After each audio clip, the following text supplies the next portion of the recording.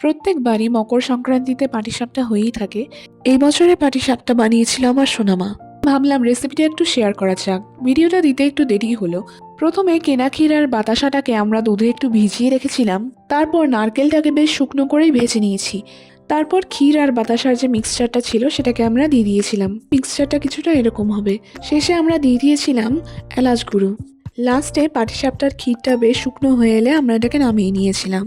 এরপরে আমরা রেডি করেছিলাম পাটিসাপটার ব্যাটারটা। আমরা দিয়েছিলাম 4 হাতা ময়দা, 2 হাতা সুজি, 2 হাতা চালের গুঁড়ো। এরপরে দিয়েছিলাম চিনি। এরপরে দেওয়া হয়েছিল দুধ। এরপর ভালোভাবে মিক্স করা হয়েছিল। তারপর বেশ কিছুক্ষণ ঢেকে রেখে দেওয়া হয়েছিল। এরপর তাওয়াতে ঘি দেওয়া হয়েছিল।